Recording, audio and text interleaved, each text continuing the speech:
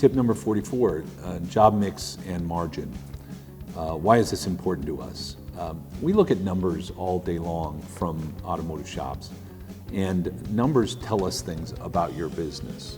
If you are in my position and you've been doing this for approximately 15 years, you've looked at thousands and thousands and thousands of financials, and you start to correlate different things going on in the company. If we're doing a lot of oil changes and we're not selling the additional brake jobs and valve cover gaskets and coolant flushes with that, and we have the wrong job mix, then we're going to have a low margin and we're going to have a low average repair order. And low average repair order and low margin are both bad things.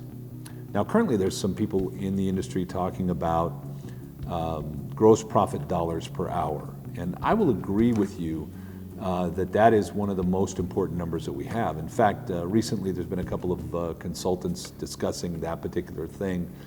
And I need to be making a certain amount of gross profit dollars per hour because those are the gross profit dollars that are going to pay my bills and leave money left over for me. But I think what's missed in this conversation often is that if I don't have margin, then I'm not going to make the profit that I need to make. I won't have those gross profit dollars because I didn't have margin on the jobs that I did. So let's take a look at two different shops. So I have Bob's Automotive and I have Tom's Automotive. Over here at Bob's Automotive, we're doing a whole lot of oil changes and we do a whole lot of engines and transmissions. Over here at Tom's Automotive, we're doing some oil changes and occasionally we're doing an engine or a transmission, but the bulk of our work are brake jobs, upper control arm bushings, alignments, valve cover gaskets, coolant flushes.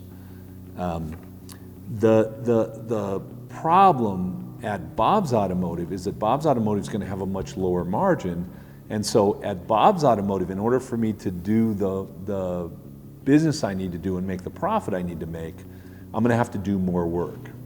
So at Bob's Automotive, I have to do more engines, I have to do more transmissions, I have to do more of a lot of different things in order for me to make money.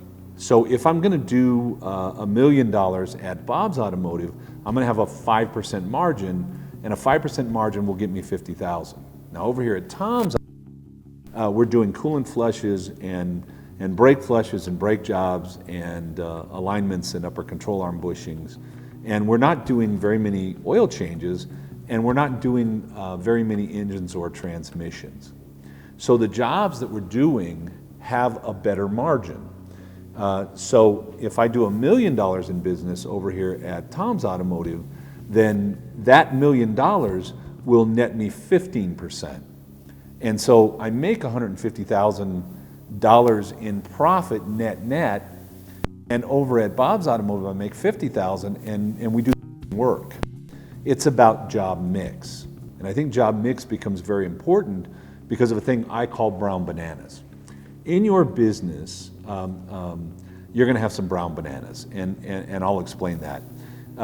My grocery store is going to buy 1,000 bananas this week, and frankly, they're not going to sell all of those bananas.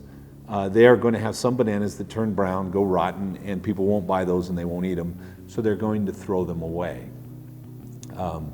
When we're doing oil changes, we have more brown bananas if we're doing a lot of them than we do if we're doing coolant flushes and brake jobs, etc. And because if I'm doing an oil change and I'm not selling the additional work, then I have a low repair order, so I have to have more cars come in and I have more brown bananas. The customer has to pay for brown bananas, and that's not what we're talking about here necessarily. So I have to mark up my labor and I have to mark up my hourly rates to take care of that brown banana, and I have to include within the job some time that takes care of what I would call our brown bananas. The test drive, the paperwork, racking the car, the conversations that go on with the technician about the car. These are all brown bananas, and the more cars I do, the more paperwork has to be done, the more phone calls have to happen, the more test drives have to happen. So there are more brown bananas in a company that has a low average repair order and that's doing a lot of oil changes and not selling the additional jobs that go with it. Now, you would say to me, Cecil, but if I'm doing engines and transmissions, I don't have a lot of brown bananas. And I would agree with you that you don't have a lot of brown bananas. But what you do have is a lot of work at a much lower gross profit margin. So let's talk for just a minute about gross profit margin. I do the job, and I pay the technician his or her wage, along with the benefits and FICA and the FUTA and the workers' comp, and I pay the parts company, Worldpac, CarQuest, Napa, whoever that's going to be, and the money that's left in the pile is my gross profit after I paid for the tech and after I paid for the parts. And if I'm doing engines and transmissions, then that gross profit is, that's a bigger job, so there's more dollars in it, but there's lower profit.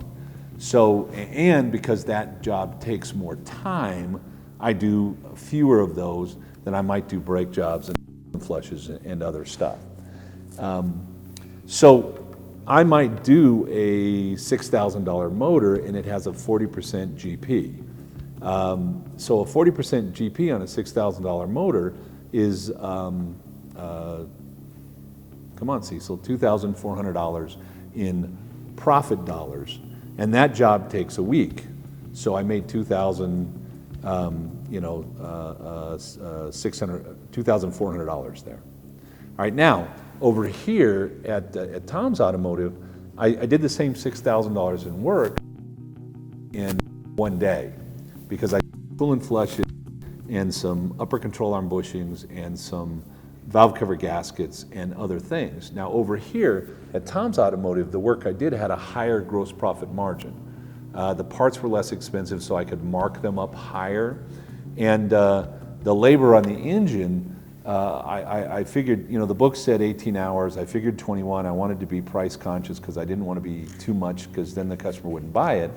But over here at Tom's Automotive, I was able to do the work in a faster amount of time, and I was able to have a higher margin on it than what the book said. So for instance, I'm going to do a brake flush.